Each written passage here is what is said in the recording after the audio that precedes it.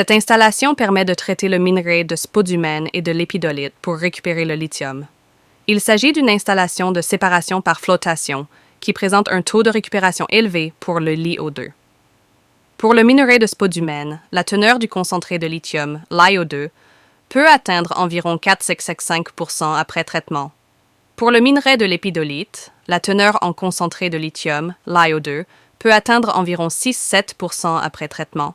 Et le pourcentage final exact de LiO2 dépend du pourcentage de LiO2 dans la matière première et des autres conditions minérales. L'usine de traitement complète comprend 4 systèmes: le système de concassage, celui de broyage, celui de flottation et celui de filtrage des concentrés.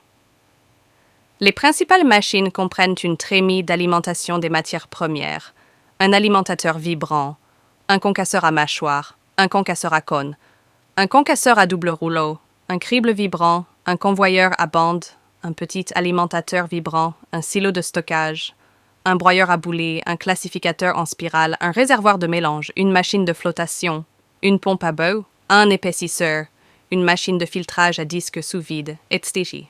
Système de concassage.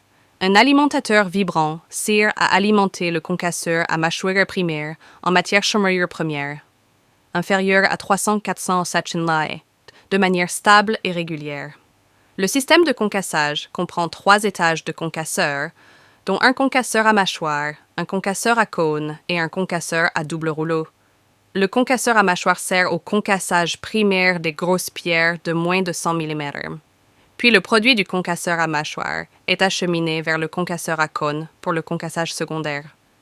La sortie du concasseur à cône est inférieure à 30 mm, puis la sortie du concasseur à cône est acheminée vers le crible à vibration numéro 1, qui filtre les pierres de 0 à 30 mm et les pierres de plus de 30 mm et les renvoie vers le concasseur à cône pour un nouveau concassage. Les matériaux de 0 à 30 mm sont acheminés vers un concasseur à double rouleau pour une 3e étape de broyage à une taille inférieure à 10 mm, afin de s'assurer que les matériaux de 0 à 10 mm alimentent le broyeur à boulet.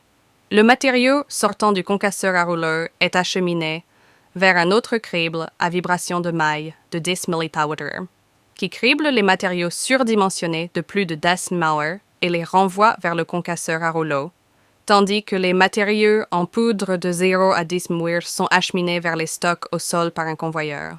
Plus la taille du matériau alimentant le broyeur à boulet est petite, il est mieux, de sorte que l'efficacité du broyage du broyeur à boulet sera plus élevée et l'effet bien meilleur. C'est pourquoi nous concevons un concasseur à 3 étages dans un système de concassage. Pour obtenir une taille d'alimentation plus petite pour le broyeur à boulet, par exemple, 0,5 m ou 0 par tamro 0 dl malage craig. Système de broyage.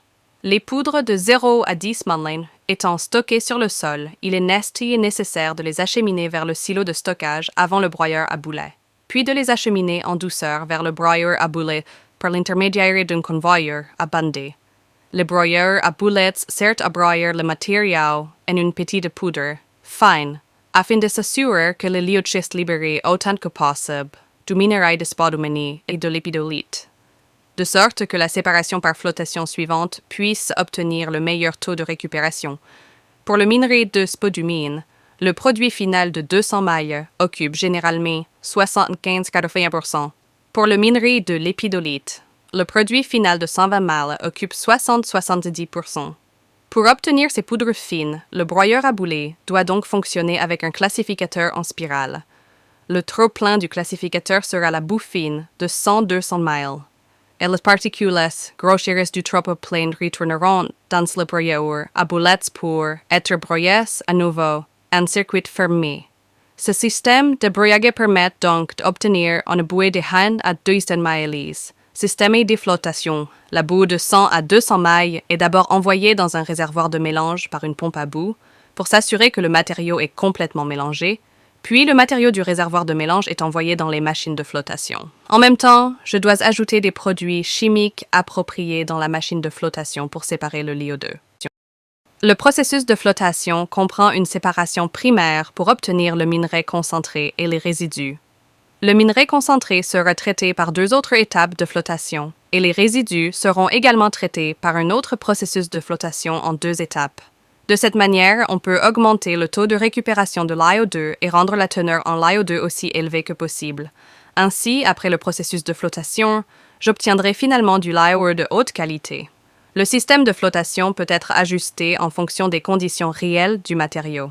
Système de filtrage du minerai concentré.